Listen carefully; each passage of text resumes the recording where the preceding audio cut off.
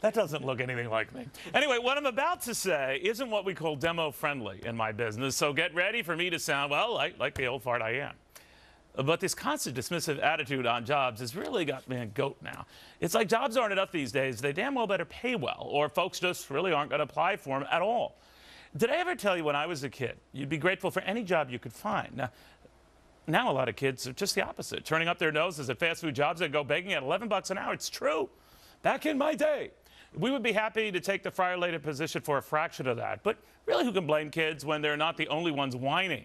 The president dismissing this whole Keystone Pipeline fury, nowhere near the 20,000 jobs Republicans say it'll generate, more like 2,000 jobs tops, as if that's anything to sneeze at, or Amazon, already getting grief for the 7,000 jobs that it's promising at some new warehouse and retail facilities. Apparently, some union types think those positions should pay more. Shouldn't we be focusing instead on the 7,000 folks who will be getting paid anything? And don't even get me started on that D.C. City Council that just ran Walmart and the thousands of jobs that it was promising right out of town after demanding big box retailers dramatically hike their minimum wage. What a piece of work. All these do-gooders dismissing work, any work.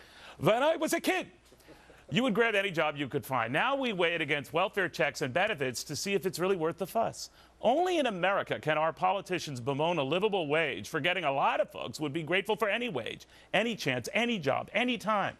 All I know is as soon as I turned 16 and heard that a fast food chain called Arthur Treacher's was opening a store in my town of Danbury, Connecticut, you could see me out front there waving to the crowds. Anyway, I stood in line for a position, any position. I got the job and soon rocketed to relief manager, then weekend manager, then by the tender age of 16 and a half years old, full-time manager. Yeah, it's true. It all started at $2 an hour and all the fish I could eat. Never mind that latter benefit eventually forced Arthur Treacher's out of business. Who knew?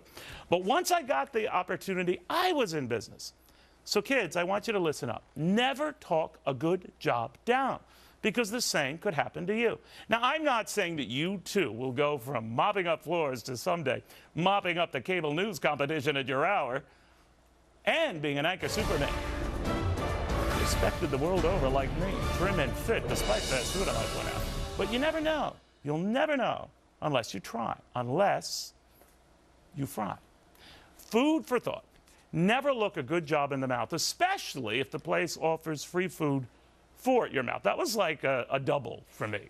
Not a double burger, like a double fish sandwich, which was what Arthur Treacher's made. Okay. Could I see that again? Because I find it insulting. Do you? Look at this again.